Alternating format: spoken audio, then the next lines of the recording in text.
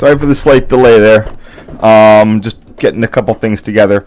Anyway, welcome to the fourth and final night of Hancock Tower, which is well, we're at Hancock Tower. We've done all the undercard stuff. We've walked around Hancock interlocking a little bit, and today we're going to be invited into the tower by the operator for a whole bunch of pictures. Just a quick thing, this is Hancock Tower on the B&O main line. One thing I didn't do is get the map set up here. And which closed in about 2007. It was not the final tower to close in this portion of the line. That would be West Brunswick at WB in about late 2011. And then I think the last thing to fall was VI Tower in Connellsville, which I still don't have a good picture of. I think it was a CT, one of those sort of GRS CTC unit lever machines somewhere in the yard hump office, but I've never gotten any good, sort of good photos of that. Just for a quick thing of where we are, we're at that point of Maryland that's only 1.8 miles wide, where I-70 curves in towards Pennsylvania. So it's where the Potomac doesn't quite touch the Mason-Dixon line.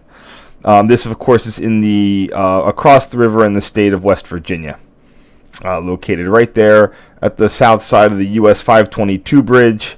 There's a little road you can get to it. I think that when my friend and I went there, we actually came overland from SHEPARDSTOWN, which was actually sort of a really fun drive.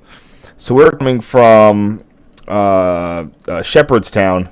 We went Harper's Ferry to there, through Martinsburg, and then we sort of went on various. I think we went this Cherry Run Road and then along the Potomac.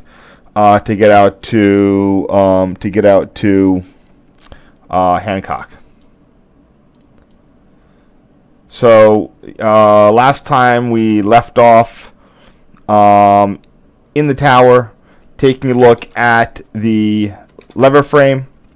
So interestingly enough, so I'm wondering. I was thinking for a second. I'm expecting. It just dawned on me, I just assume everything in B&O land is going to be a GRS plant, even though WB is clearly a USNS interlocking.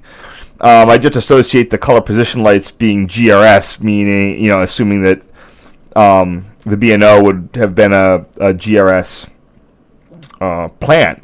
And I just realized that this is, in fact, a Union, I won't say it's not necessarily. It's probably a Union switch and signal lever frame, which then would explain why we have left and right for the signals, even though that control board is also GRS.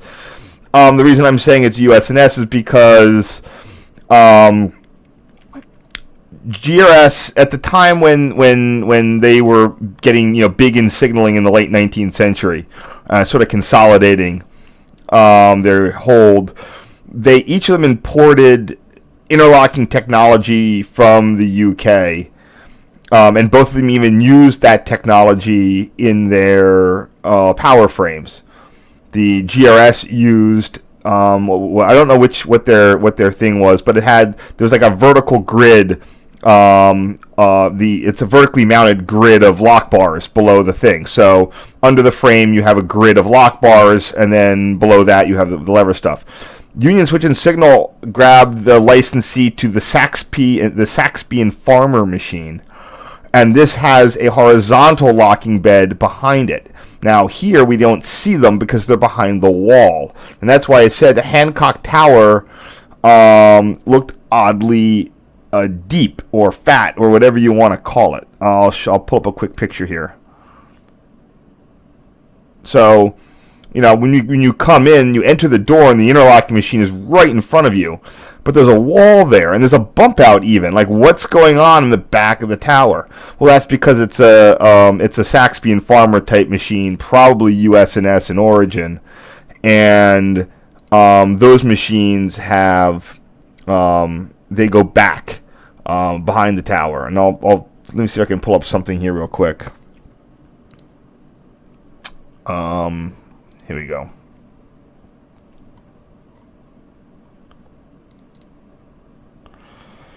And I actually have this pulled up for Illinois. Let's see if I can get one with Dalton Junction, because Dalton Junction is one of the better examples, even though the tower has been demolished for some time now. You can see how wide the tower is. That photo works, kind of. You can see there's the levers, and there's a whole space, void space, behind the levers, and that's where the actual locking bed is. It's on the same plane. It's on this. It's what horizontal locking bed. There's a picture from 2013. You can see they have sort of carpeting over it, to cover them up. That used the same sort of locking technology as you would see find in a Union Switch and Signal Model 14 interlocking machine. So here we have 75th Street, also a B&O tower in Chicago. Windows up front, very, very wide and short and wide. As you can see here, machine doesn't say USNS, but it says S&F, Saxby and Farmer. So it could just be a straight Saxby and Farmer or not. Now the way that this matters is that how you can tell from just seeing this is that S&F machines have these rocker arms. When the levers go back and forth, they change this they change the front or rear height of these rocker arms, and that turns a crank at the back that then effectively works in the same fashion as a USNS bell crank, one of the power cranks, where you're taking the mechanical back and forth of this lever and you're converting it via this rocker into a twisting motion, and that goes into the back. You can sort of see them right here, where the things are disappearing into the wall, and then they are locking the actual locking bars back side to side in a grid.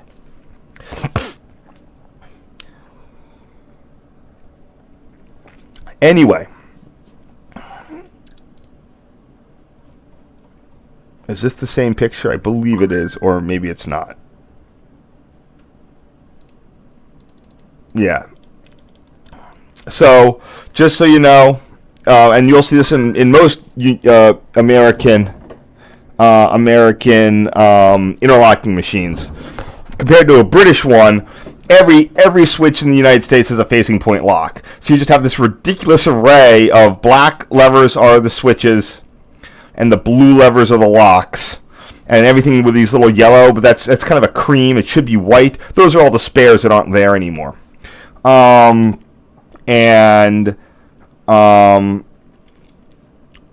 So in the UK, you'll have a way smaller number of switches. Most of them will just be black, and like 3 will have facing point locks.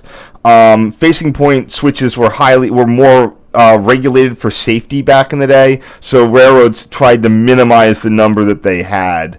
And as you can tell, but here in the United States, because of the switch signal rule, everything gets a facing point lock, and that was even true before the switch signal rule came into vogue. Because in the United States, any train, even against the current of traffic, anything can be, wrong direction operation has always been very common here.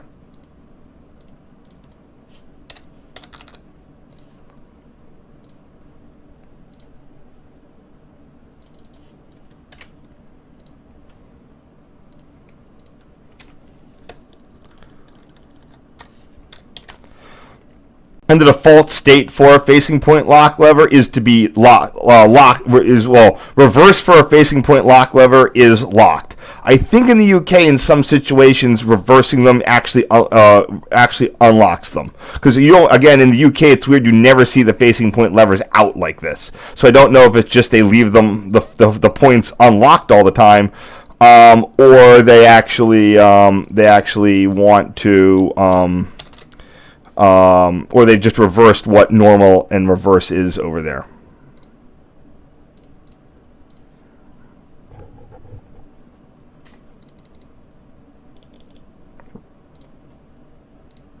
Here we have the model board and signal control panel. If I don't think that signals were ever built into this interlocking machine. Otherwise, you would have seen a lot more spaces for them. Why would you build a lever frame that didn't control the signals? Well, I mean, again, we've ever since we adopted, we haven't had mechanically operated signals went out of fashion pretty quick. Even way before, they're almost unheard of in this. They are effectively unheard of in this country, but where they're not in the UK or continental Europe. The other thing is that this would have likely been refreshed at some point, likely when the CTC went in. That would have rechanged all of the signaling probably in the 1950s, so that's what this looks like. The signaling was changed probably. I don't know what it would have looked like ahead of time. And the other reason is that the lever frame, why would you? There's a lot of electromechanical machines. US&S had a lot where they had those little miniature levers hanging above.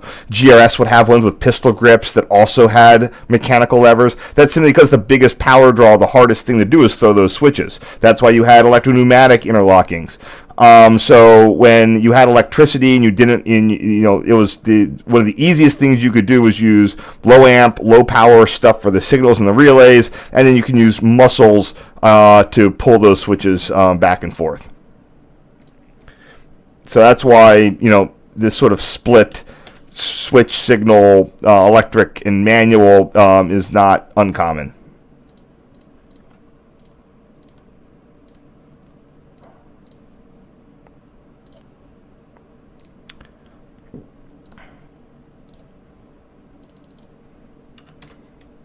Here's have another picture of the lever frame. This one's just a little bit closer down the middle of it.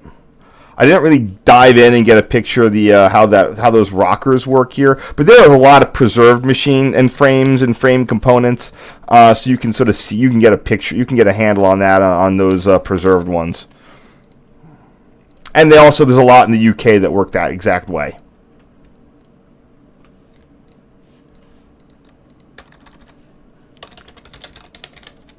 Now, one unfortunate thing is this time of year, the camera phone was still not really a thing. So I'm working with my normal digital camera, and again, their low light performance was not good. And I wasn't really, I think I took a couple with flashes, but I'm just trying my best right here. And if I had a cell phone with night sight, these would have been really way better photos. Here we have the levers 1 through 10. If we go back to that model board photo here, just to show you a thing. 1 is your derail. 2 is the derail for the US silica siding. 2 is that switch, and then they're locked by lever lock 3. 4 and 5 are the trailing point crossover. That's locked by lever 6. Entrance to the siding is number 11, locked by switch number 9. Probably would have been 9 and 10, but they took out that third track. There was the Phantom 12 and 13, which I bet that facing point lock is still there. 15 is the one into the yard, and that's locked by 17. I don't think that there's a 16 switch anymore. 18, 19 is the facing point crossover, locked by 20. You also had one here that looked like it was 21 and 22. Probably locked by 23, and then we have this extra yard switch, 24 and 25, and that's locked by lever 26. Also on the panel, we have Grasshopper hollow interlocking, and that's just a remote plant. You got one switch, one signal lever, the switch being switch 62, the levers being, the signal being 61. But that's just the remote plant on the thing. So again, here we have 1 and 2, 3 is the lock, 4 and 5, 6 is the lock, 7 and 8, that's been removed. 9, go back 1. 9 is that guy, locked by 11. Where am I looking at here? 10 has been zapped. This is that extra crossover that I think is also gone. Yep, wait. So 6 and 7, 7 and 8 probably would have been this guy right there, to get people back across the unit. But that one's painted out even harder. So 7, 8, I'm not sure what that would have been locked by though.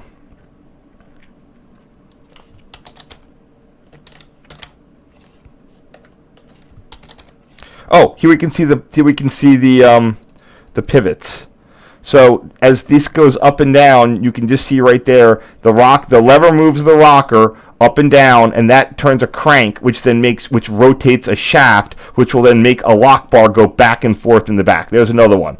There's the rocker turning this pivot, which turns a shaft, which goes in the back, just like a Model 14 machine, except you're turning those cranks directly.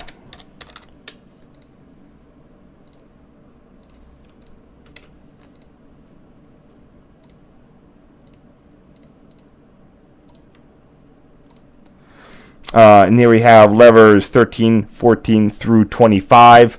Again, nothing's really a spare here except lever 13. Oh, sorry. That'd be lever 16.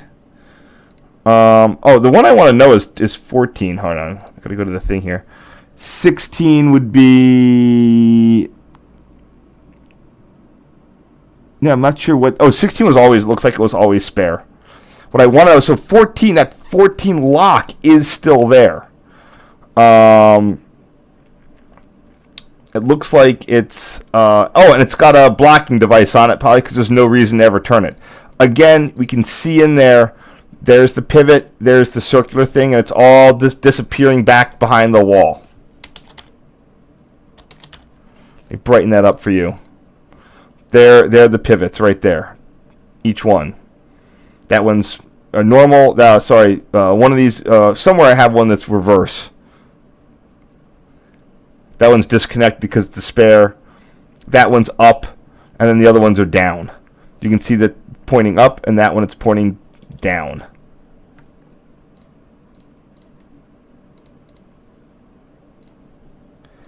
Hopefully this doesn't take that much longer.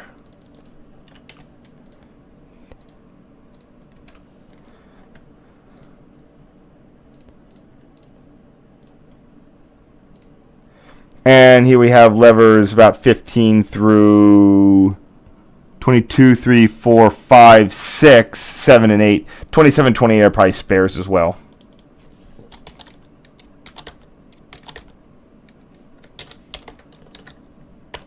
Oops.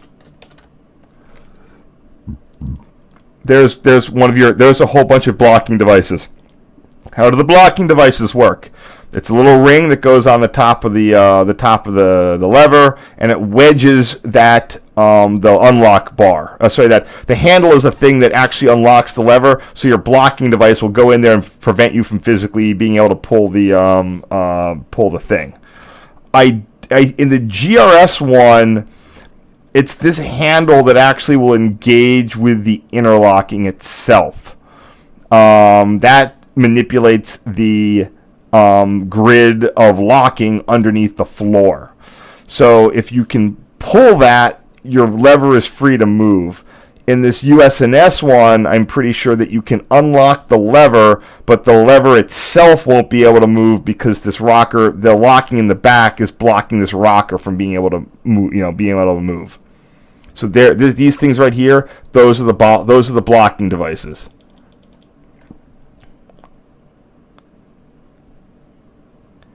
And for those of you who don't know, blocking, they're just a reminder device. You're supposed to indicate when you put them on and take them off. Some operators do a better job of using them than others.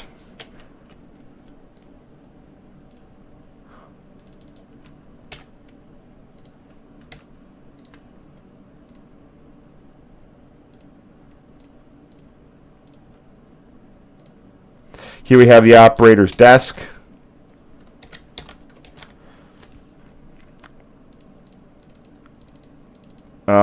August 2007, you got the calendar and everything there.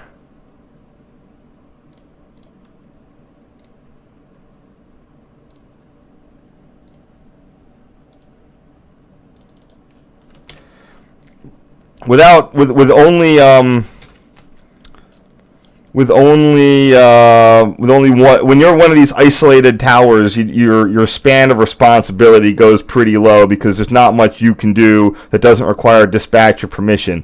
If you had a lot more, if you had when this guy had Cherry Run or other towers operating the stuff, at that point you can talk to the other tower operators directly and sort of arrange things.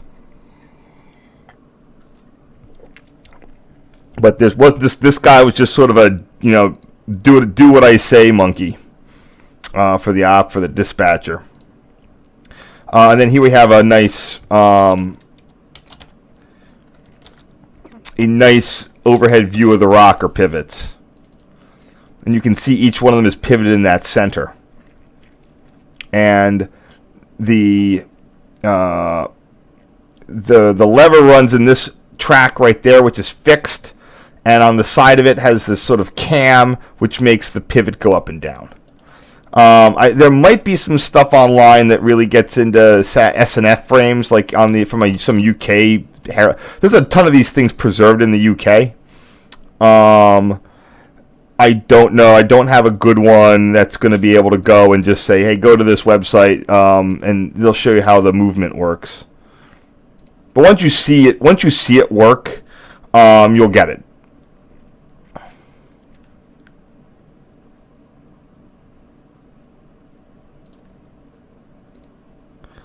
And again, you can just see this lever is reversed. This facing point lock. You can see how proud those rocker pivots stand when the switches are reversed. And again, this sort of view of a U.S. and a North American interlocking machine with all the facing point locks sort of sticking out in the middle is pretty typical. You go to South Norwalk Tower Museum, it's the same exact thing.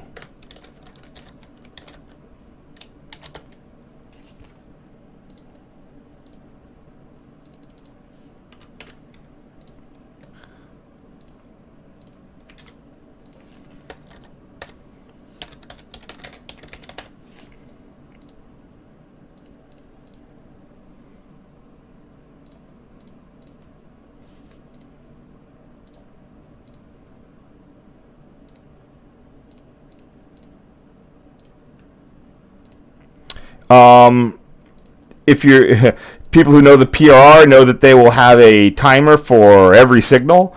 The PRR love throwing money away. Most other railroads would have one timer for all the signals. They had any routing problem, you ran time. It didn't matter. You got one set. I believe that this they had 8 minutes. Didn't matter if it was a dwarf signal. Didn't matter if it was a high signal. You screw up, you're waiting 8 minutes.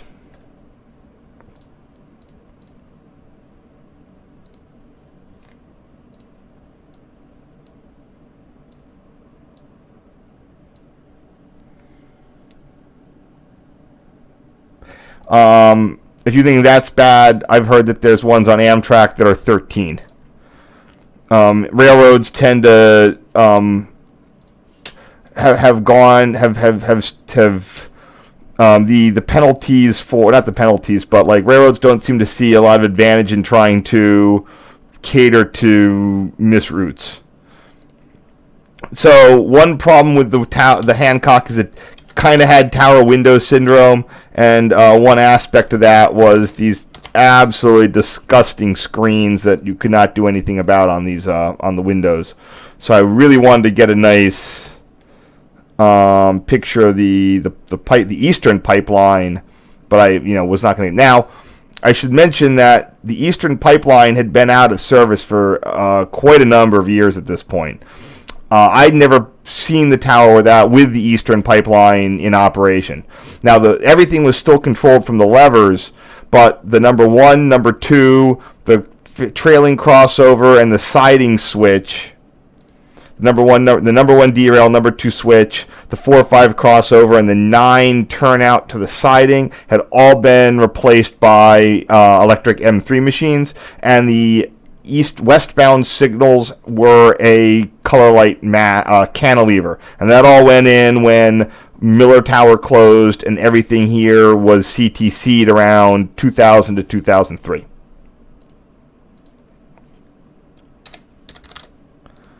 but the pipeline was left in place. You can just see how many switches they had here. I will get back down there. We can do a count when I go down there.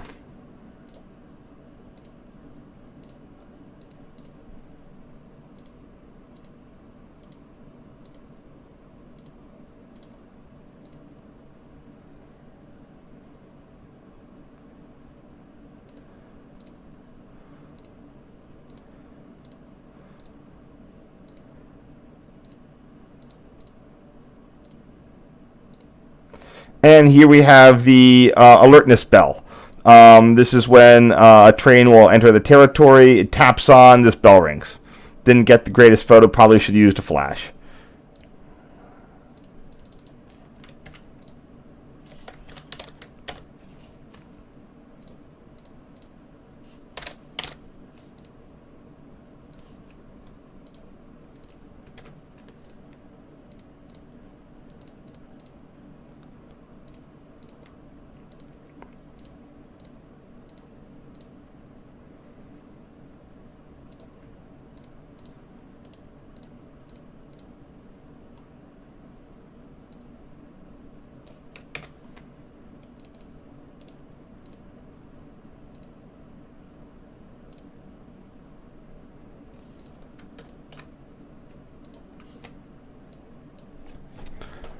All right, that's it. We got any questions?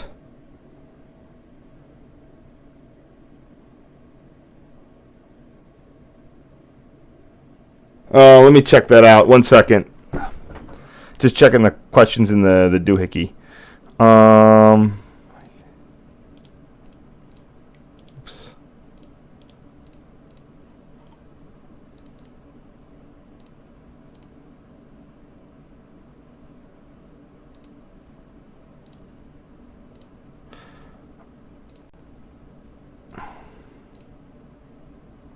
Oh, this is where I start using a flash.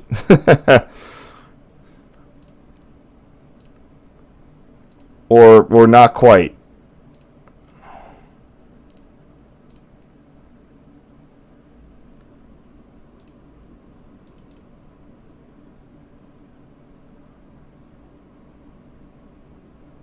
So I think what you're identifying as buttons on the floor are actually just bolts. Yeah, those are. I'm almost positive those are bolts.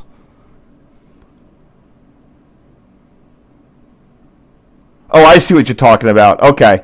No, the ones. Yeah, I'm not sure. I don't. If those do anything, what I think they do is I think that they would be they're things that energize the relays that allow things to be unlocked. When these were on back, so in the UK you see a lot of this where to be able to to move a certain lever, you have to press a plunger. The plunger energizes a bunch of relays because the towers are all on battery. The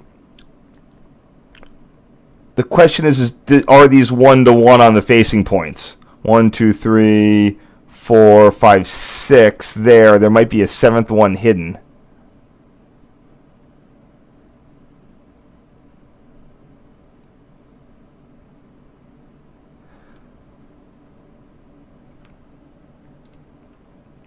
One, 2, 3, 4, 5, 6, 7, 8, and there's probably 9.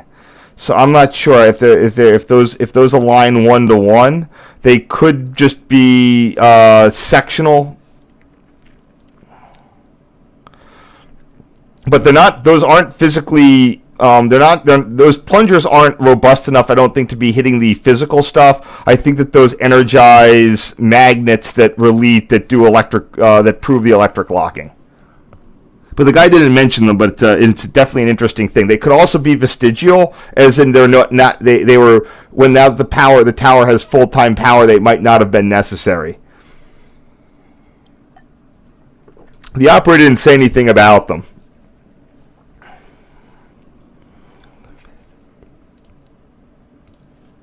So here we have an example of the model board when it is set up for a train.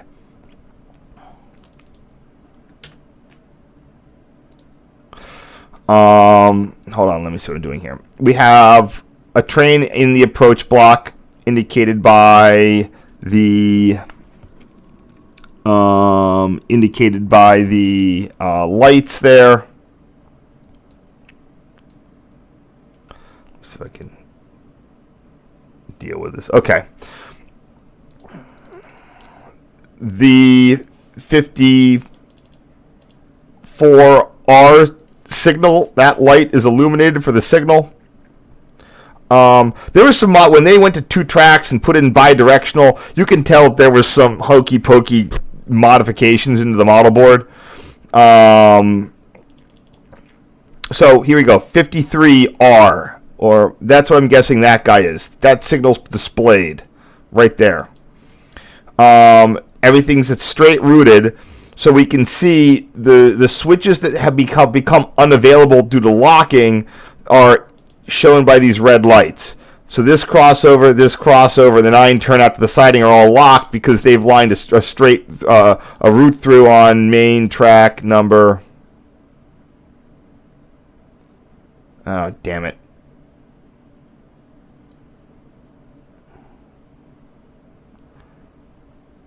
Main track number 1. Oh yeah, here it is, HO Tower. Operator, channel 8.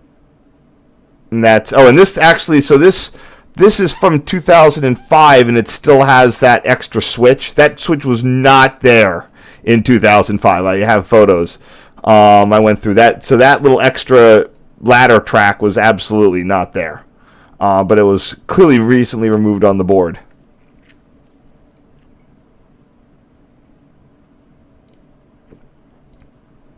So anyway, that's the takeaway. That's the important takeaway in this picture here.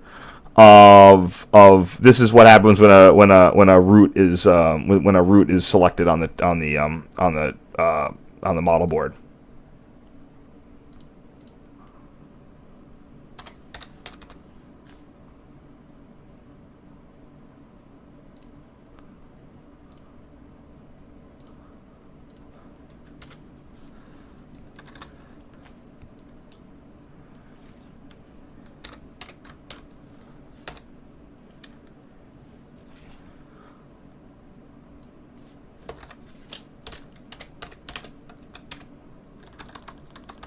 One second.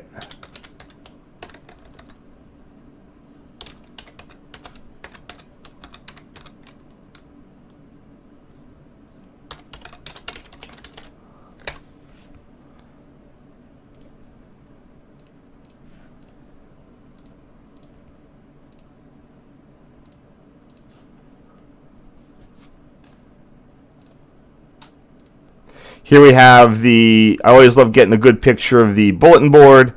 Not the best, whatever here. The Amtrak one's always fine. When at some point Amtrak went through and did this, they have a very specific notification board in all of their crew areas, specifically the towers, and they're very distinctive looking. Although Harris Tower pulled it out of theirs. Despite the, whatchamacallit, you can still see some of the, read some of the stuff on this.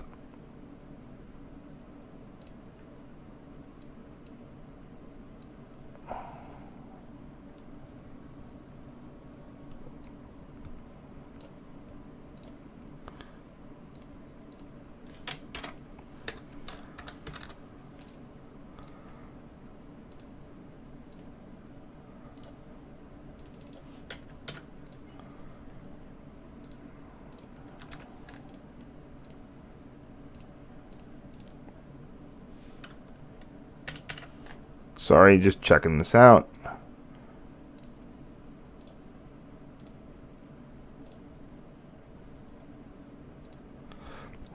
And here we have a nice flash picture of the whatchamacallits here. Yeah, it looks like there is a gap between them, so I think that we might be actually missing some, but I'll try to count them in the future pictures.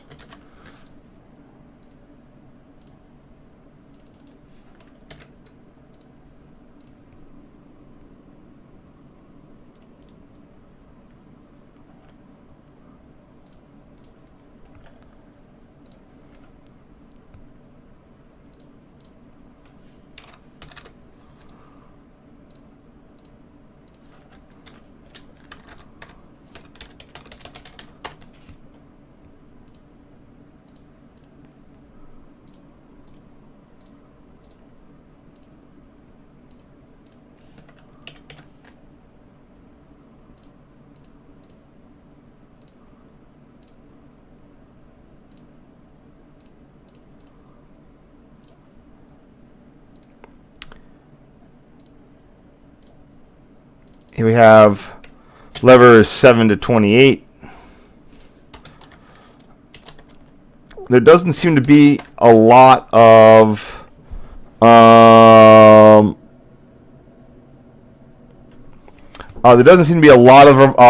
again, there's a set of 3 blocking devices.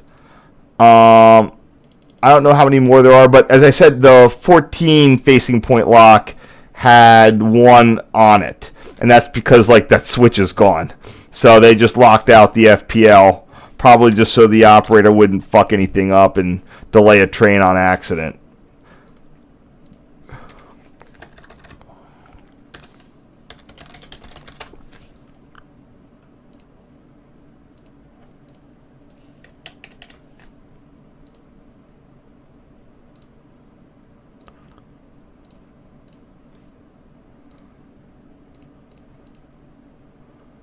Another thing that you will see between the U.S. and the U.K., the tower operators in the U.K., the signalmen will take great pride in making sure all their stuff, especially the handles, are very shiny.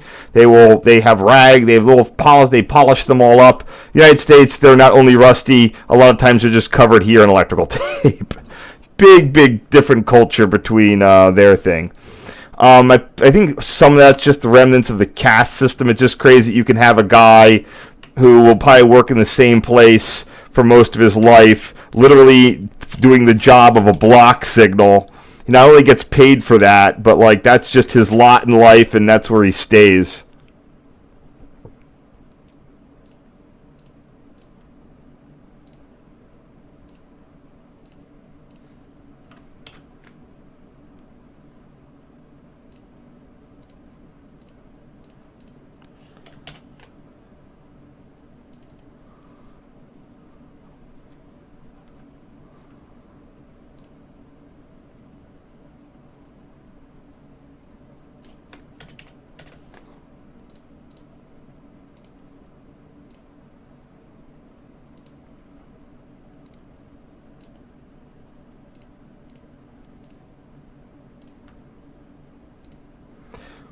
And we're just getting some upper photos of the levers here.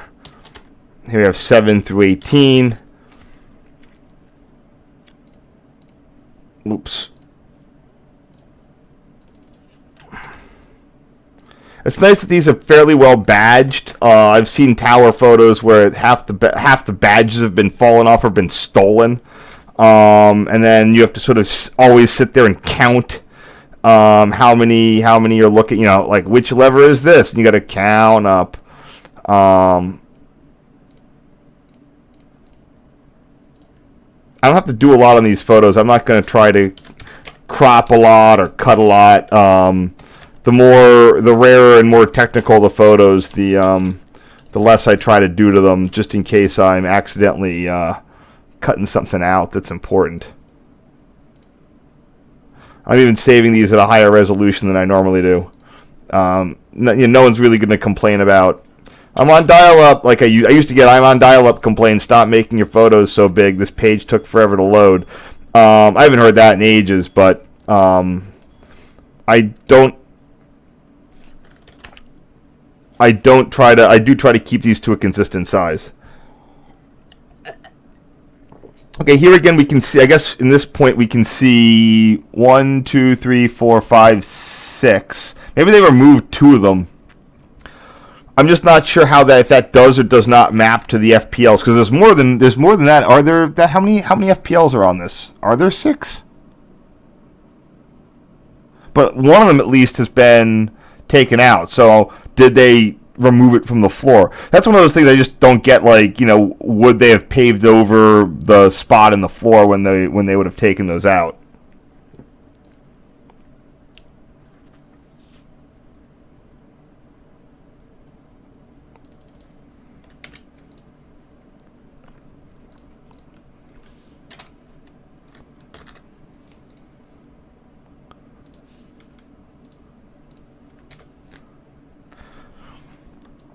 It's very strange that we don't have we do have some preserved towers. South Norwalk coming to mind is the one that you can really play with a lever machine, but we don't have anything in the type of like a preserved tower. We don't have anything on the line along the lines of a preserved tower like we do in the UK. Like Strasbourg would have a tower that actually would work the switches and signals with a lever frame. That's the thing that we don't seem to have in this country. The closest I think that we do have to that is East Stroudsburg. I really want to get. I don't know when it's open, but I was told that after the tower had closed, there was an industrial siding, and they could still throw the switch and display a restricting signal, and one of the signals still worked.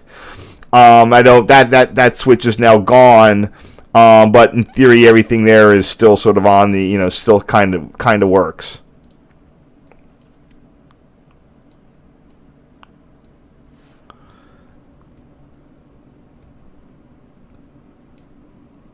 So here we have the model board again, but this time we have trains approaching in both directions.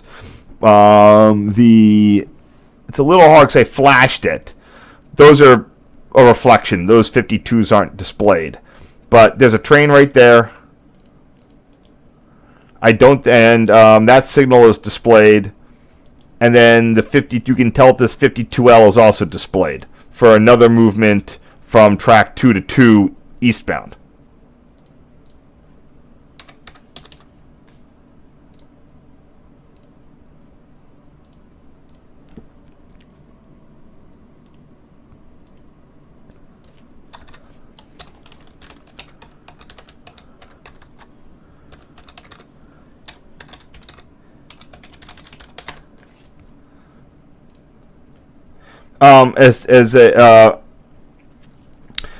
Grasshopper Hollow is in service only on track 1, so it's an automatic on track 2, so he doesn't have to display anything, although he has displayed the 61R for that westbound movement. So he's displayed this 53R through his own plant. Then this is where the sort of the yard, then this is the sort of the 2 miles is there. And then here's Grasshopper Hollow, and he's put 61R is displayed, switch normal.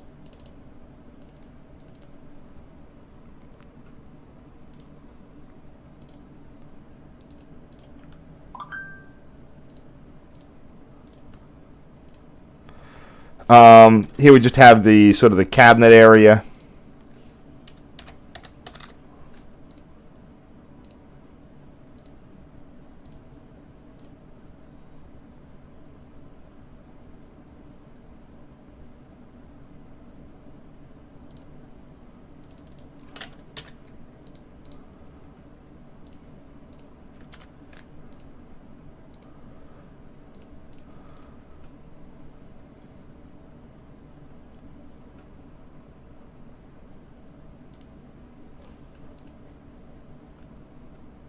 One second. Just checking the thing. All right. And I'm back outside. So this is what I've heard is almost done here. This is what I've heard is called a compensator. Every so often along the pipelines, you will see this concrete base with these 2 bell cranks. I've been told that the compensator is designed to, if in terms of thermal expansion, it allows the pipe to expand without causing problems. I'm sure if I noodle it enough, I can figure out how it works. But you can then see, you can see this is the 19 switch. Is it the switch or a facing point lock? I think it's a switch lever. It dives down, hooks onto this bell crank that's attached to a second bell crank, and then it's back up. So if they sort of expand, there's a little bit of slop in the line. Whatever it does, it sort of compensates for the thermal expansion in the pipeline. Again, if you had gone back in time to 40s or 50s or whenever, the condition of this pipeline is absolutely appalling. But the tower is within a year of closing. And no one really cares about towers anyway.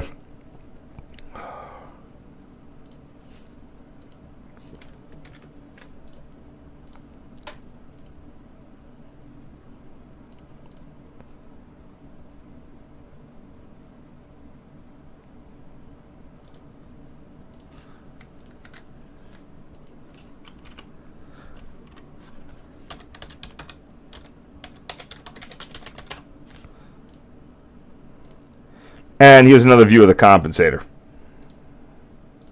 Oh, sorry, this is the 24 switch compensator. And this one's, so 19, whatever, and then this is the 24 switch pipe. I trust myself. I went back, I trust my original labels of what everything was back in the day. I did have access, and I do remember figuring out which pipe was what when I was labeling these photos.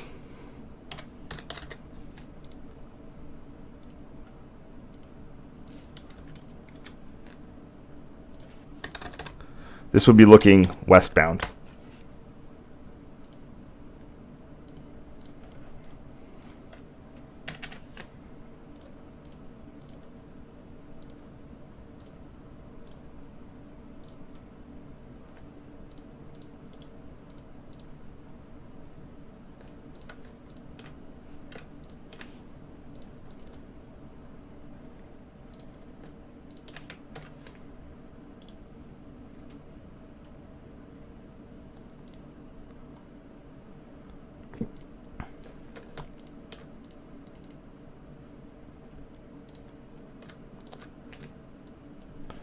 Anybody have any questions?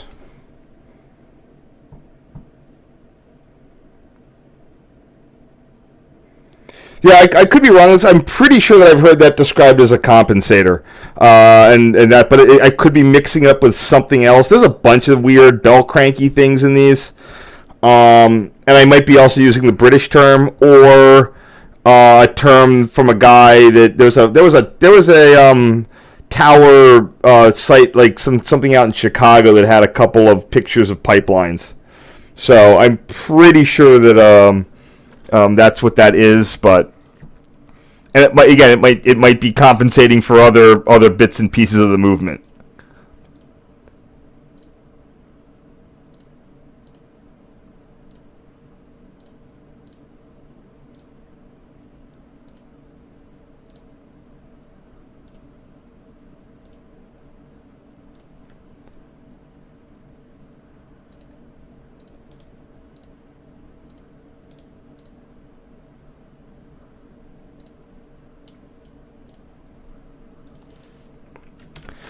Here we have the 20 facing, the same thing.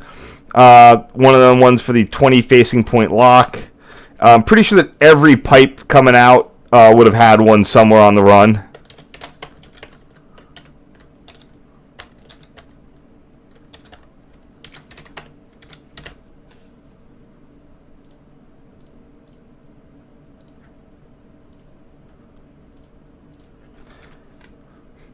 The high proportion of blurry photos is likely due to just me being excited at the time and not paying attention.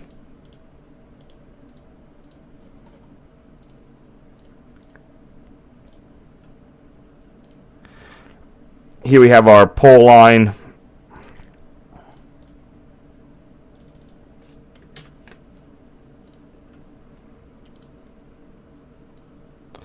Hancock would have been plugged. So although the signaling to the east was new, everything to Cumberland was from the 1950s, and even in this time had a pole line, a CTC code line. So the tower is just directly plugged into the CTC code line, and this is not only for the CTC remote control of Grasshopper Hollow, but just track circuit state, being able to display into the CTC locking, stuff like that.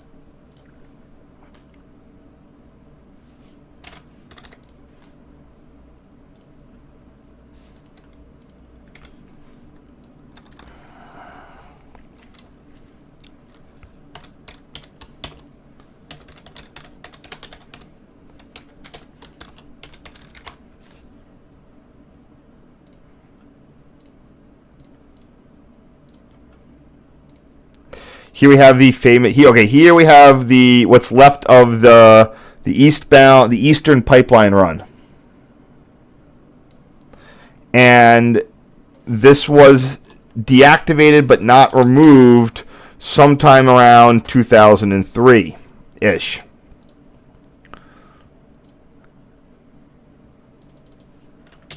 But we can still go through and count the switches. So I don't know which ones exactly are which, and I should have probably walked the line and gotten pictures of the compensators, but I didn't. I don't know how much time I think I had. But you're going to need 1, 2, 3 for that silica switch. You're going to need 1, 2, 3 for the crossover. And you're going to need 1, 2 for that that siding turnout. See, now I need the freaking block diagram, the model board. So 1, 2, 3, 4, 5, 6, 7, 8.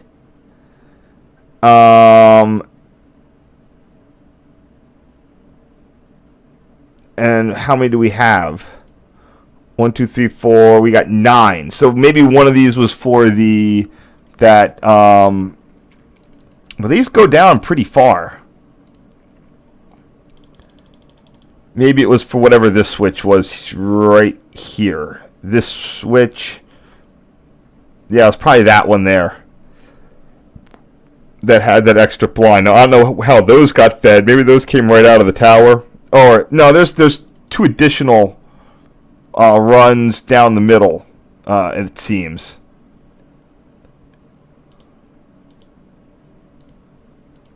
So, this is also in pretty sorry shape.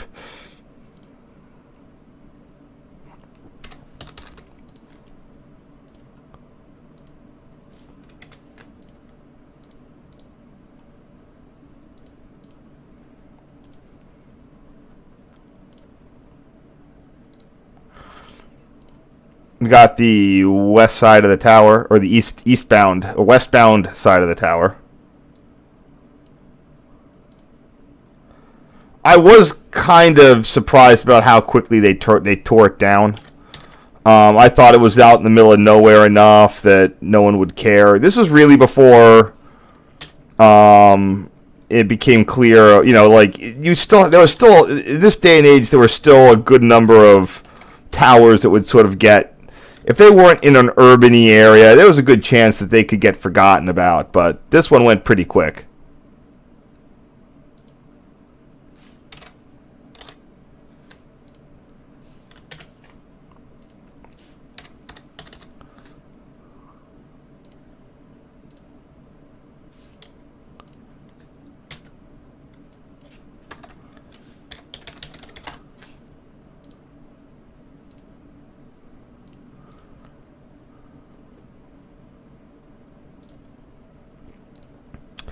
This is the photo I really like that I've got. We have a former Conrail SD60. We got the dude's car with a nice flash of red, yellow. One thing I want to notice, besides the fact that the tower has this beautiful fish scale siding, that second little layer here is actually sort of blout. It's not just flat. There's a little bit of an overhang. There's a lot of architectural details that went into these guys. I'm partly surprised that the tower, came down in the way that it did, just because often these have so much asbestos in them that no one wants to touch them. And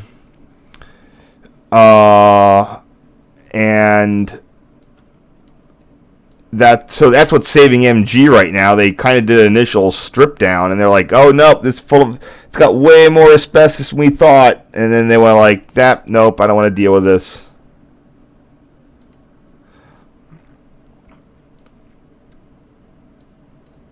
I'm pretty sure I straightened that, but it doesn't look straight. One of those, like, you got to make the columns fat in the middle and make them look straight type of thing.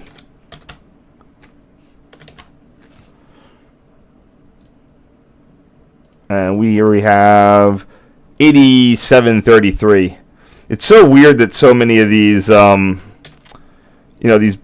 SD60s that they're in service with all the various short lines now, like the regionals, like the Buffalo and Pittsburgh type places.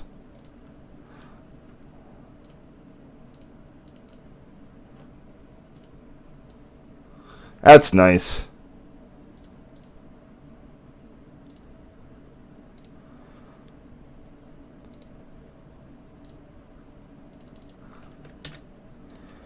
Here we have the pole line interface out back behind the tower.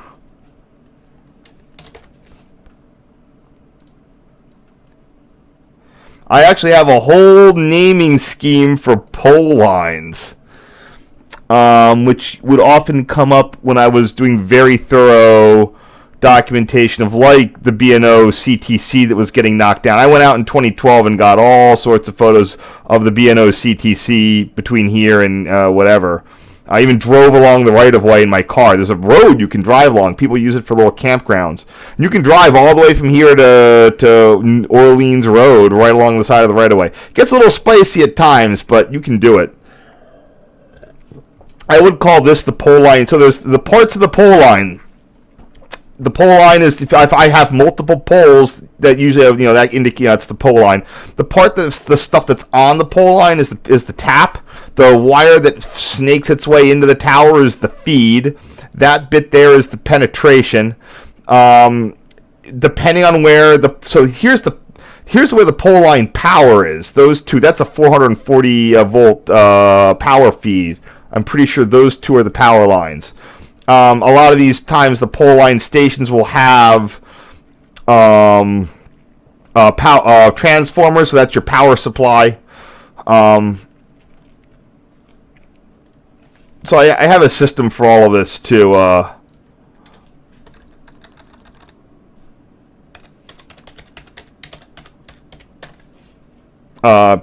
make sure, again, my file names are consistent. I'm not trying to be, like I said, it's purely out of necessity. It's not. I'm not going to go and start some sort of weird pedantic war. I'll start them occasionally, but not for that. It's purely a way that I have to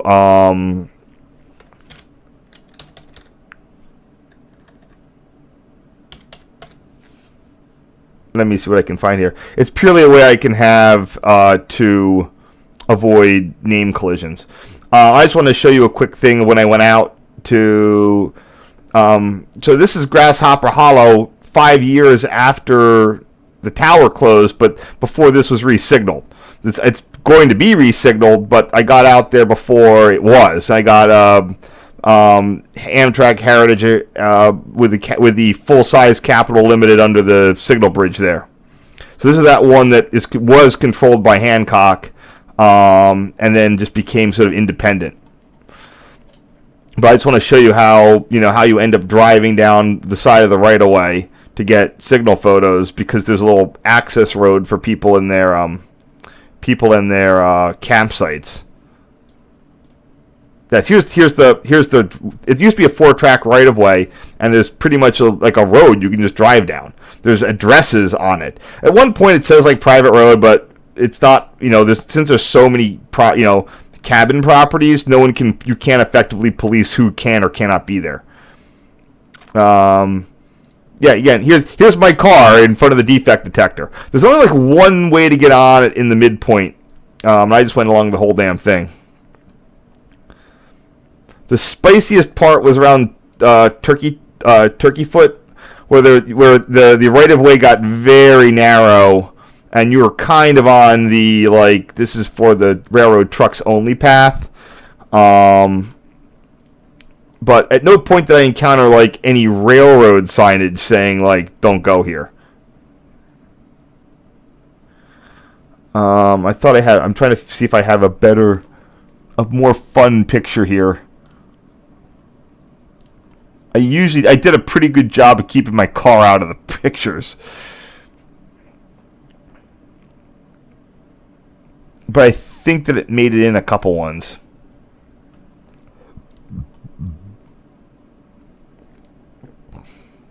But these are the old sidling hill. But this way you can see the pole line, the tap that goes from the pole line to the relay hut or the feed.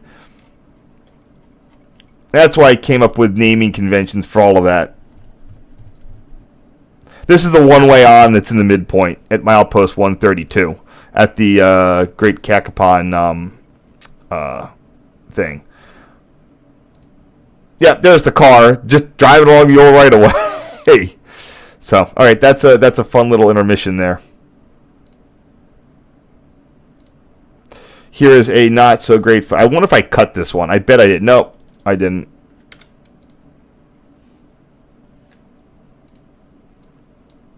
I cropped it a little aggressively, but I didn't cut it.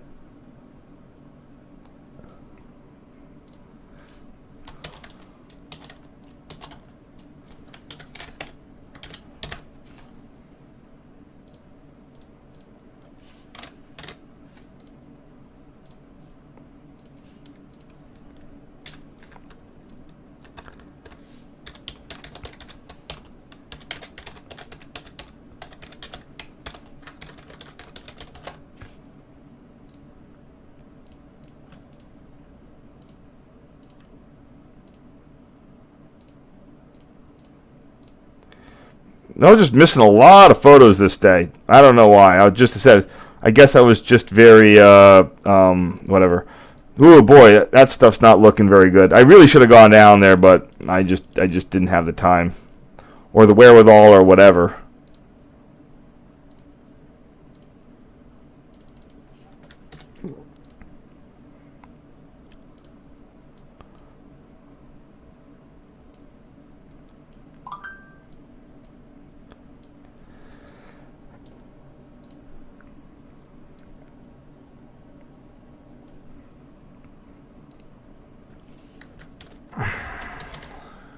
And you can see the new signal cantilever. I might have passed under the old original signals there. I do have some film photos that I took in like 2001. But I really didn't know what I was doing there.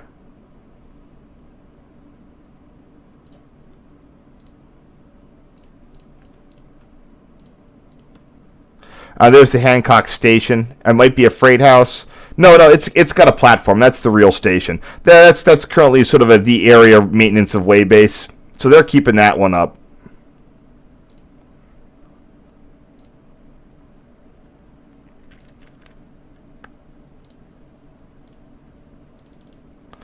For whatever reason, they removed the first couple segments of pipeline.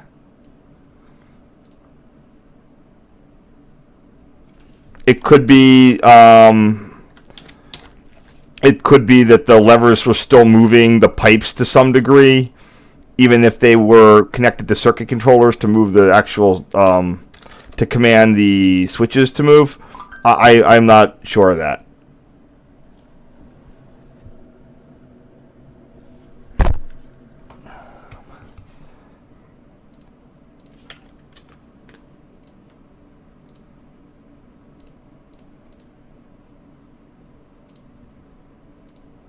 And here we have the remains of the eastern pipelines coming out of the building. I'm counting, in this case, I'm counting 5 and another 5, so I'm counting 10 here. But it looks like there's at least room for another 2.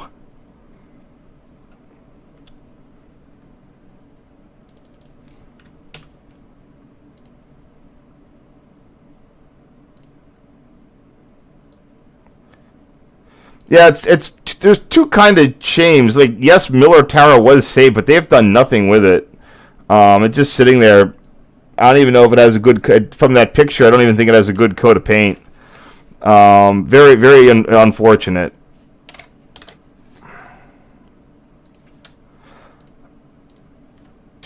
But the one in Newcastle, UN Tower, that one's pretty well preserved. And Tuckahoe Tower, even though that's not B&O in New Jersey, they've done a fantastic job. I got into that in the late 90s, and I think I got the Conrail operating rule book out of there too. And they've done a beautiful job with Tuckahoe in South Jersey. I'm pretty sure Cape May Seashore operates out of it, but it's I'm pretty sure it's owned by state of New Jersey. There's your locking room. Those are usually on a separate key, so the operator can't go down and fix quote-unquote mistakes. They usually have a separation of responsibilities. Operators have been known to go down and fool the if they have access to those rooms or the key to the interlocking machines. They have been known to go in and fool with things to like get out of a jam if they do a misroute. Disabling the time locking is one of the more common things that they would do. Having helped my friend help me with redoing the stairs to my deck, and I'm noticing all of the very nice carriage bolts and deck work here that was then completely torn down not that long after. And one last compensator picture. This is for the 11 switch. No, I don't have good photos of them, but there is a switch out in the direct front. Now go to the thingy. There are two pipelines that come directly out of the front of the tower. I said 11 switch. That's not right. There's two that come out of the tower for the facing point lock. Oh, sorry, for 15.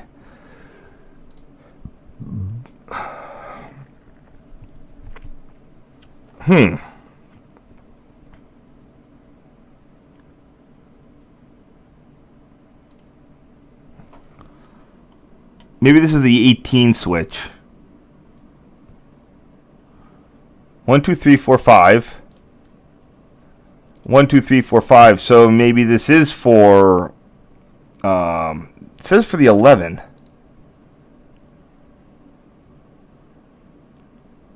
Oh, wait. Nah, it can't be for the 11. This is probably going to be for the. No, hold on. 1, 2, 3, 4, 5, 6. Okay. That's going to be for the 18 switch. Not the... Yeah, because there's two groups of switches, plus these two come out of the front of the tower. So that's going to be for the 18 switch, not the 11.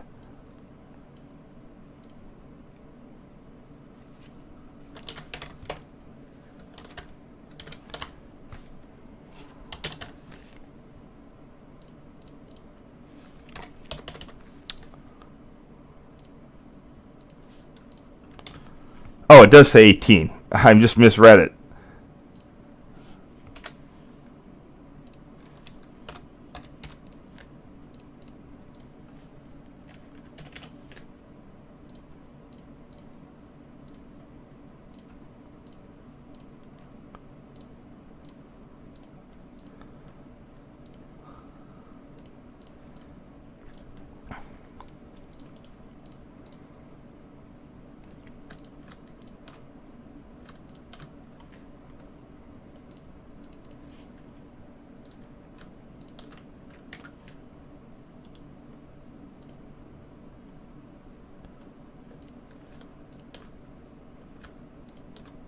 So I got 25 photos left. That means we're going to have a little bit of overtime today.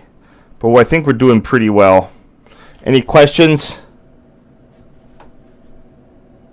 All right, none yet.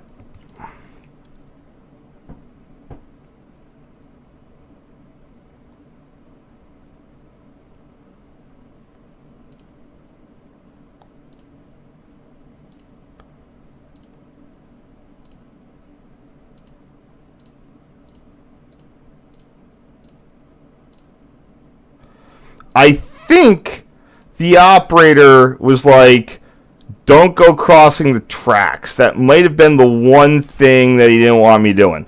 So that's would explain why I really wasn't.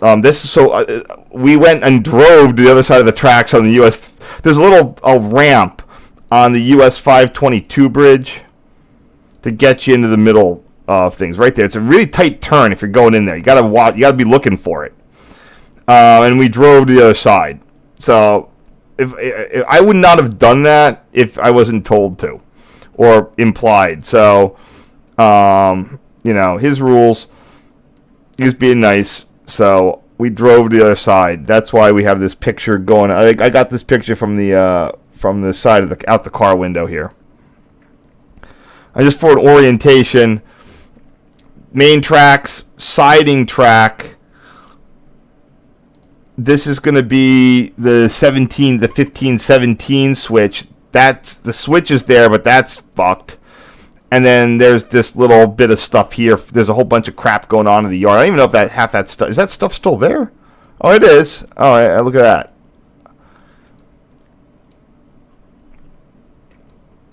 So yeah, this track was removed, and that's where the last sort of crossover was.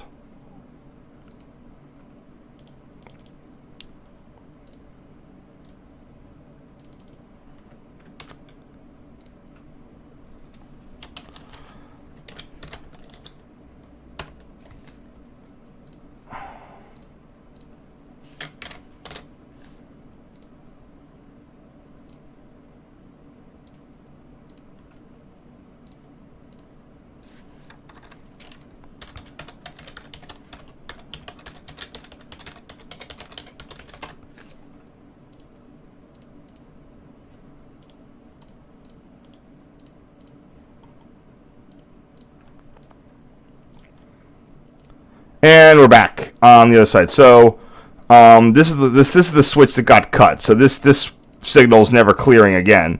That's the siding, main track 2, main track 1. Oh wait, no, main track 1, main track 2. 2 is the farthest, yeah. And then this little dwarf is for the other yard, the 1 yard track that's still there today.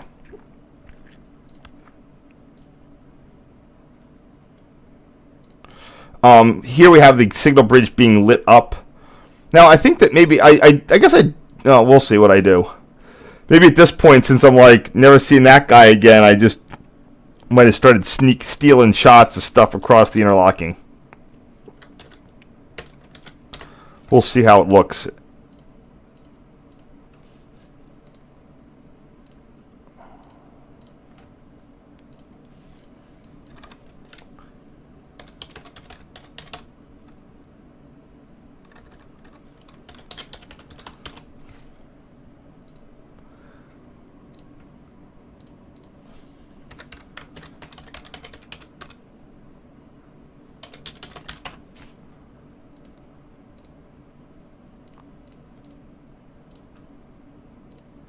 And here we have this little cute little 57L dwarf. This is for the signal, the track that is not currently in view here.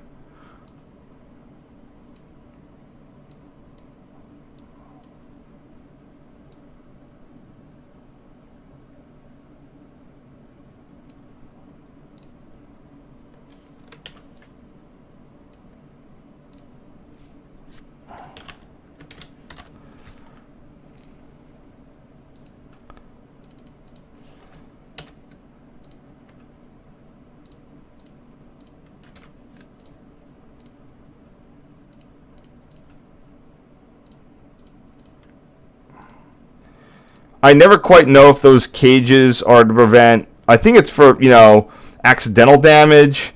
In certain urban areas, they would just put full-on whatevers to keep people from smashing stuff. So I don't know if that's from rock and debris damage, or they just have kids that show up and deal with and mess around with them. So here we have the 26 switch, and here I can then go really into another detail of how the FPL system works. There's the lever rod that actually moves the switch, just like it was attached to a switch machine, same connector. Here's your detector bar. Goes over here, plugs into the facing point lock. Either way, as long as the switch is fully in one position, this facing point lock can lock it. You can just see the notch in the sort of the position bar right there. So that this is currently normal. If that was reversed, this would swap over, and this would plug right back in and lock it. There's the end of the facing point lock. And a crank, and then here's your circuit controller, and the circuit controller is hooked to the whatever. So here's the question. With how many points is interlocking applied? Because you have to be able to lock that facing point lock, but the switch position is also determined by this controller. I'm betting that they have that you can't get a signal displayed unless you know, this controller is satisfied, and then way back in the tower, that facing point lock has a circuit controller on it too that also has to be satisfied. Why they couldn't just have one, I don't know, but that might be because of switch signal protection.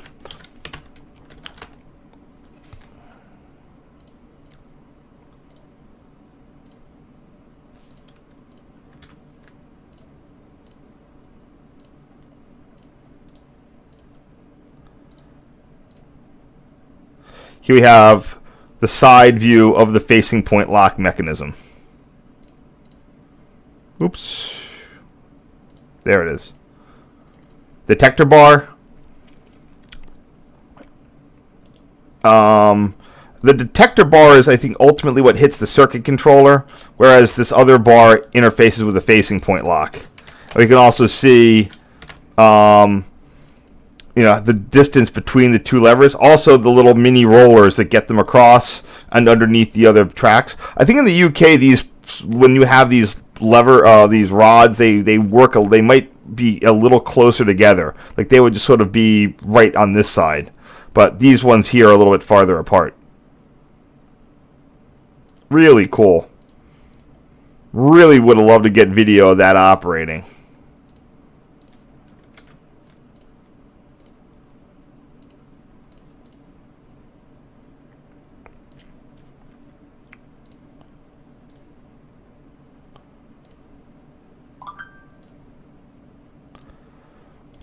Here we have the new eastbound signal bridge.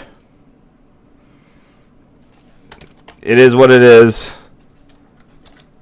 Not great.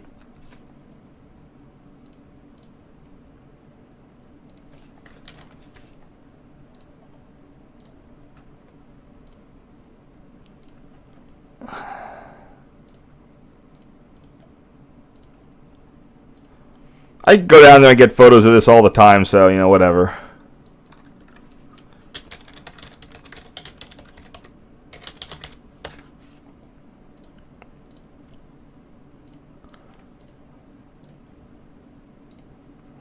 And the new panelized switch turnouts. Amtrak does this stuff too. Apparently, it's a huge cost and labor saving thing to have. Amtrak will install whole turnouts. They have cars that just bring these around. This ones are just sort of they're stuff to bolt these in the bits. When I say these, the pre-constructed switches and point assemblies.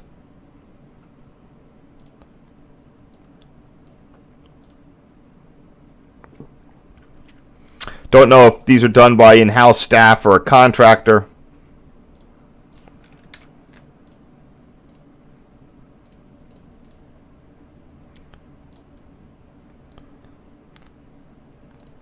Here we have my Hancock Tower new and old photo.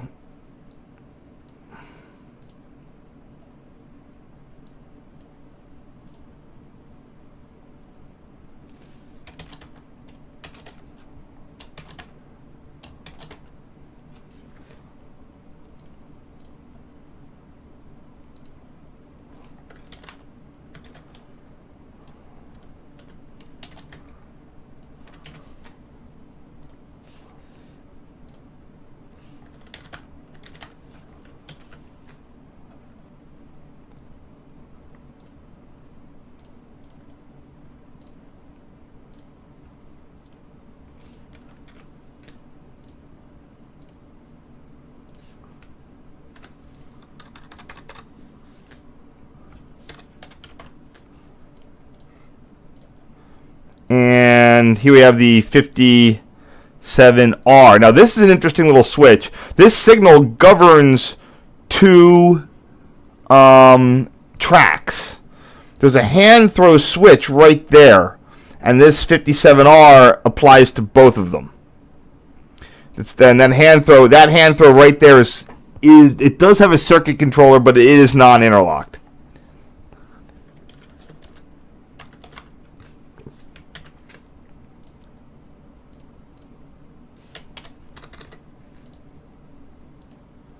I don't know what that thing next to it is. Is that a facing point lock unit? How did I not get a picture of that? It's some sort of bell crank assembly, but I don't know what it is. Yeah, I got way better at this job. Yeah, so this switch, even though it has a circuit controller, that signal governs both these tracks.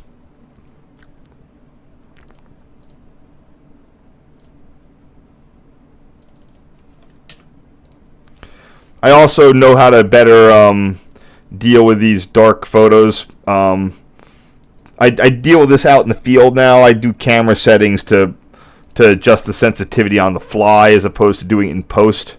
It's way easier to deal with to lighten it on the to lighten it in the camera than to deal with it in post.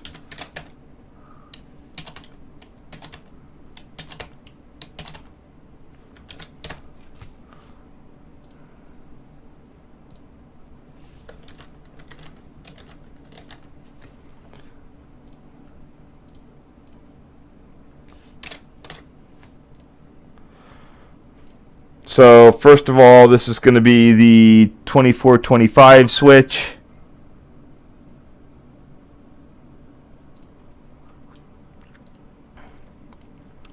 Let's see here. Okay, what are we doing? We have the Hancock 24-25 switch plus the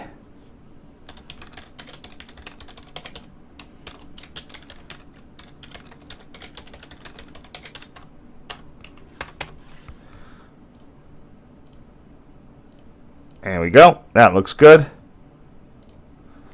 Oh, I did get a picture, whatever the heck that was. Just a oh, it is the facing point lock unit. Damn it, I should have played with that.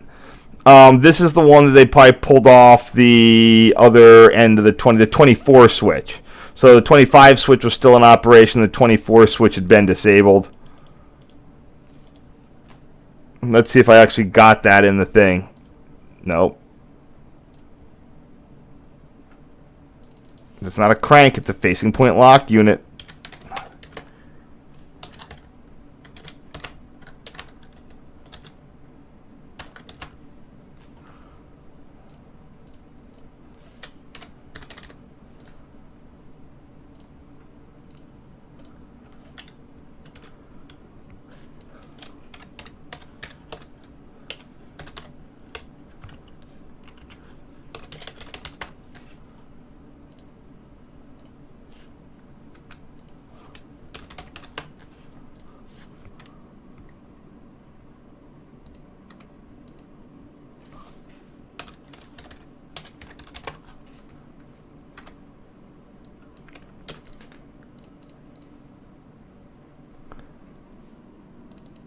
Huh, that's weird. It's labeled as the 55, but on the model board it's 57.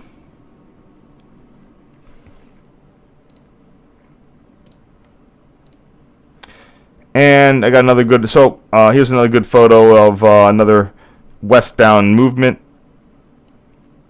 Now this train was almost like a hospital train. It was a major light engine move, and you'll see these in the next set. Like the vast majority of the pictures are just I went to town getting photos of this guy. But let me see what I can do with this first.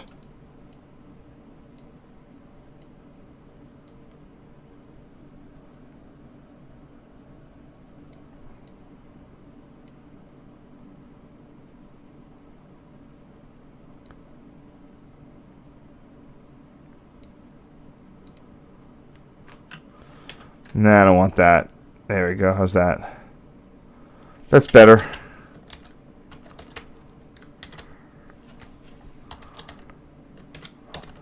Yeah, when I first did this, I way overprocessed the photo.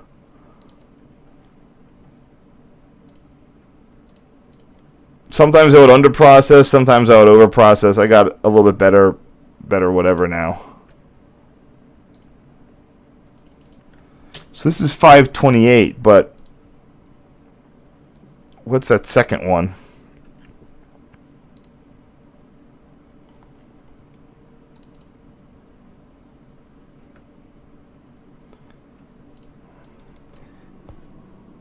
670.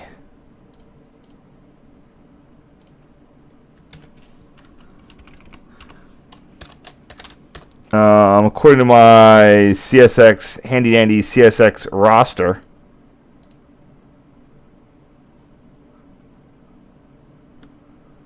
which is somewhere. There it is. The first one's going to be an AC 4400. The second one, 670. Is that going to be another 8? Is that another AC 6000? Oh, it is. This is my second. Again, I've encountered another AC 6000 picture that I was not aware of. Crazy.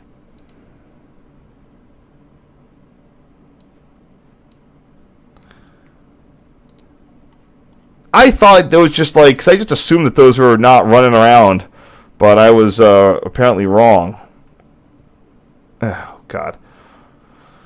What do we have here? 571 and something else. Oh, I can't even see it. Wait. I'll get it in a second. So the first one's going to be 571. Oh, I'm out. I got...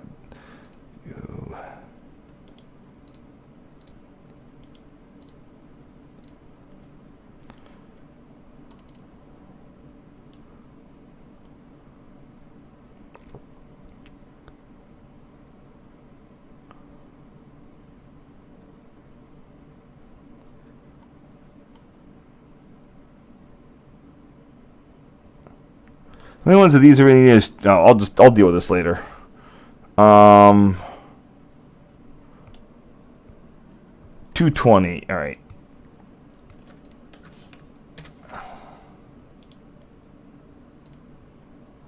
right. Last set.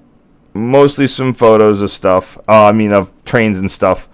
Locomotives.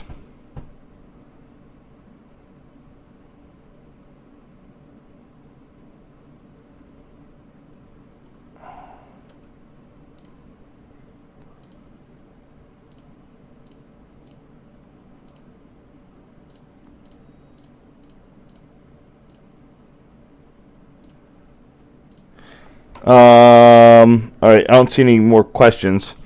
All right, let's get this done with here. So,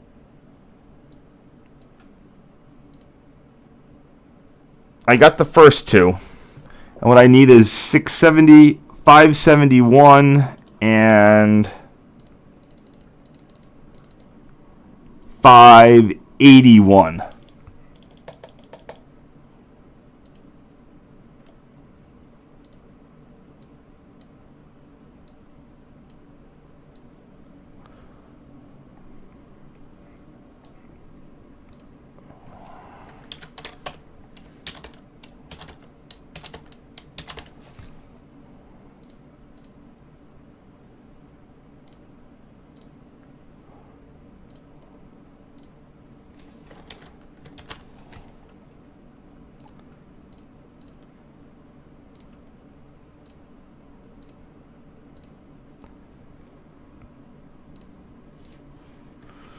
All right, let's see what we got here.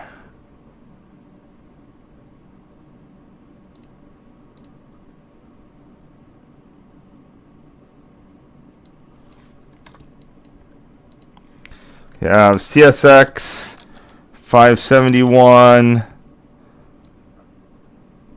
plus 670 plus 528 and all the other stuff.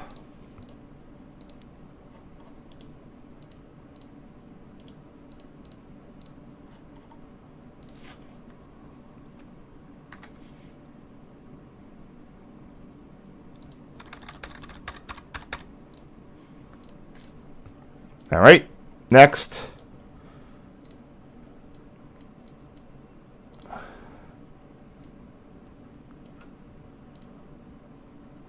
Oh, looks like I can cut out the new signal gantry completely from this angle.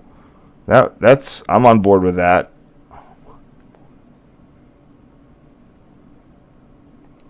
Perfect. But we have the ongoing problem of trying to number all these guys.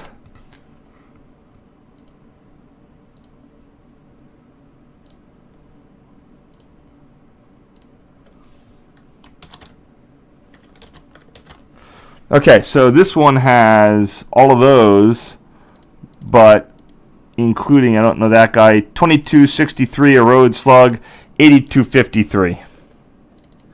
And I can't see those first ones. After 581, we have something 6, an unknown one, and 2 more.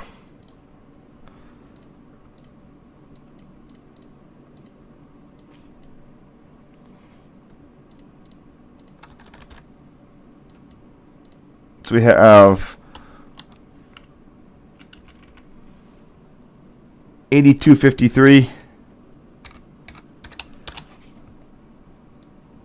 2263, one I can't tell, one that ends in 6, 581, 571, 660, whatever, and that stuff. Okay.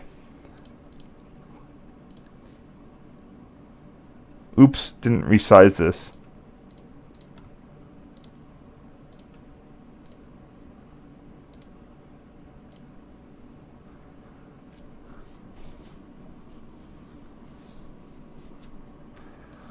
I can't really see the first 2.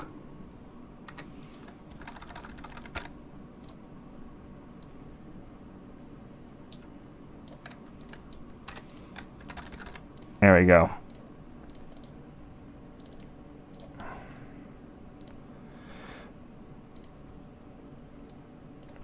Don't know which turnout this is going to be, but this just shows the points and whatever of an M3. Oh, there's my friend looking at me, telling me to get my move on.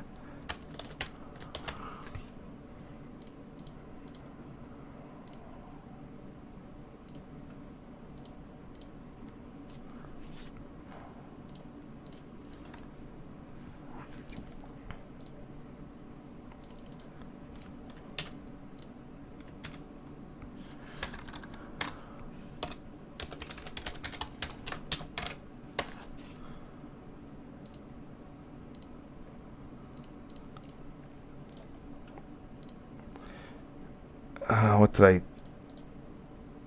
Oh, it looks like I skipped this one.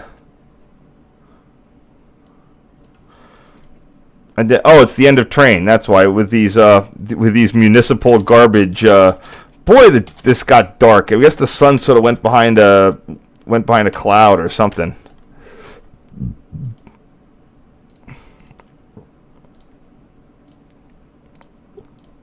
All right, here we go.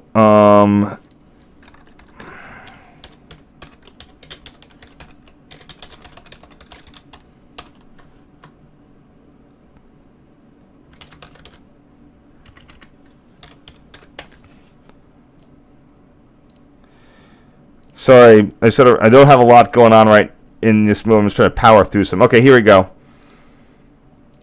So because that train's in the block, I had a brief period of time to get some photos of the signals when they were lit up.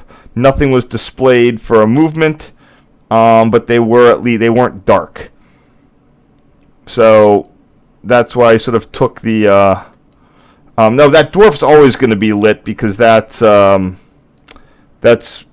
governing unbonded tracks, so it doesn't know if anything's there or not. So they have to keep those lit up. But everything else on the signal bridge here is lit up. So I'm using my opportunity, and we're just about to leave. So if the guy sees me running across the tracks, there's not much he can really do about it because we're about to leave.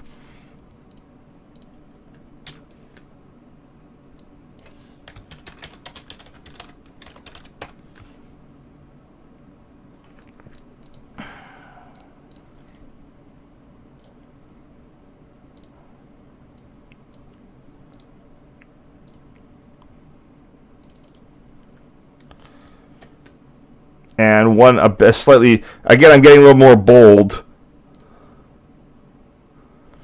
Because I knew that, it's now or never to get these pictures.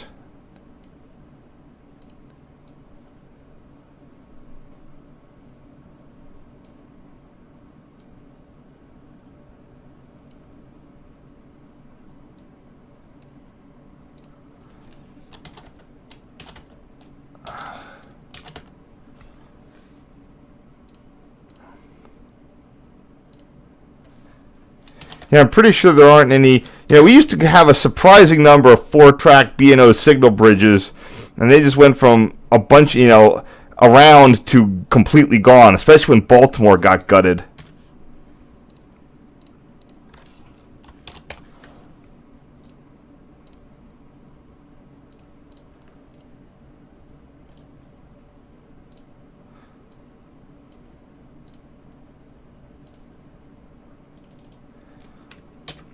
We have the 64 LA and LB.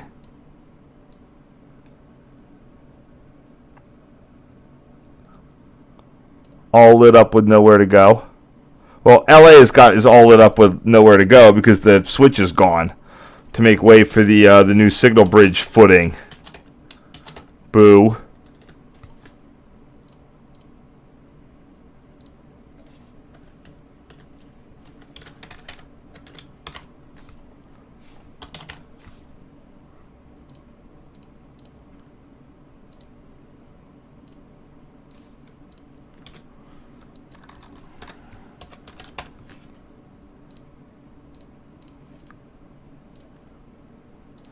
Here we have then the 2 main track signals, also lit up. I always love the B&O practice of putting the relay cabinets on the elevating them on the signal bridge. A lot of that was due to the risk of flooding.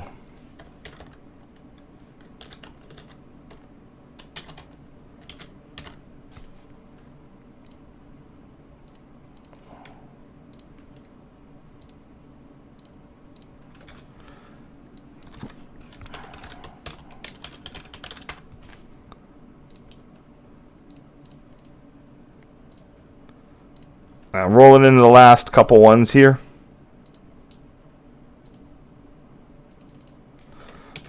.55 LA. I'm going to be thorough at this point.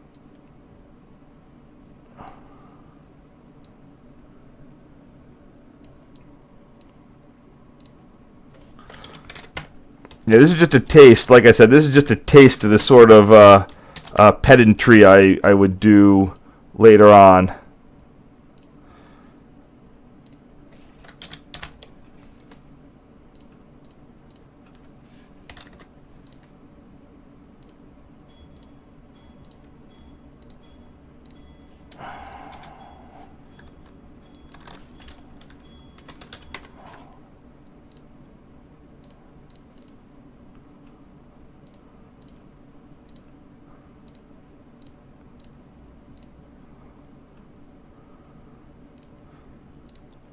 .54 LB.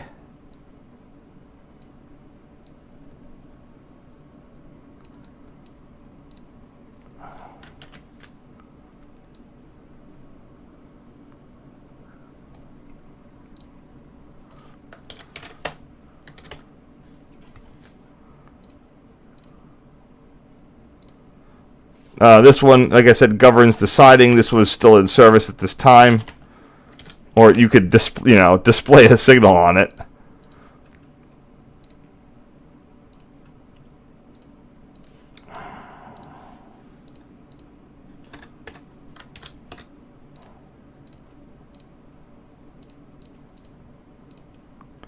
And at this point, I guess I didn't run across the tracks for this one.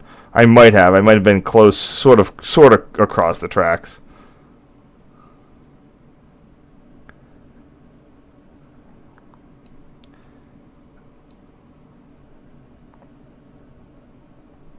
And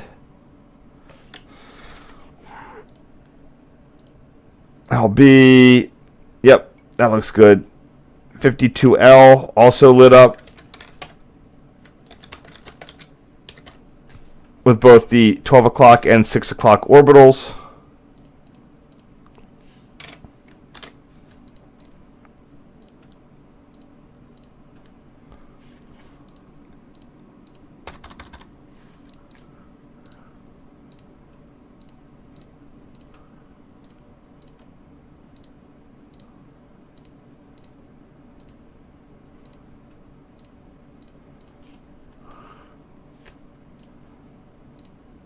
And almost done.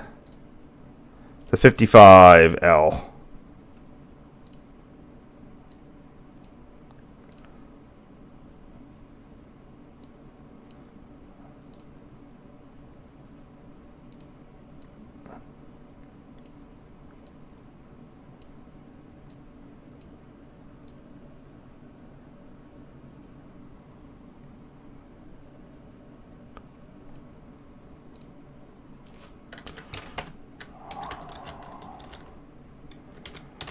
And finally the 55L.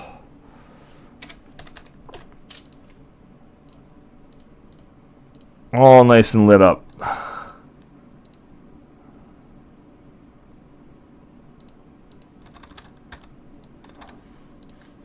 So the neat bit is, just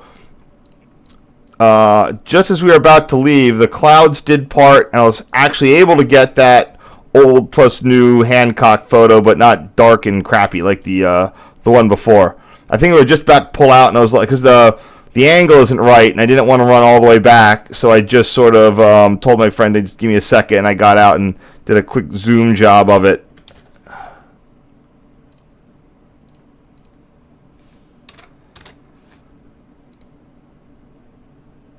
There we go. Hancock, you will be missed. Oops.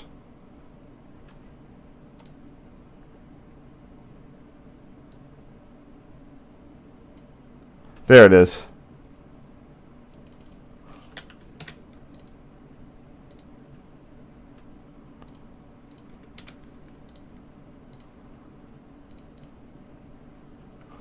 Perfect. All right. Thank you so much, everyone. I don't need any references in these. These are all crap.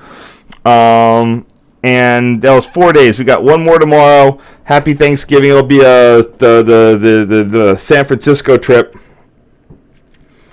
And yeah, so there is a blog post on Hancock Tower. It might be missing one or two. It might have it might be missing some of the details that I noticed. I might go back and rewrite some. Thank you, B&O operator. If you want to contact me some way, you can either you can throw it in the chat or leave a comment or find some way to email me. I know that the blog stuff I do doesn't have the greatest way to reach me. But you can always send me send me a variety of messages. I'm on Blue Sky. I'm also on Twitter.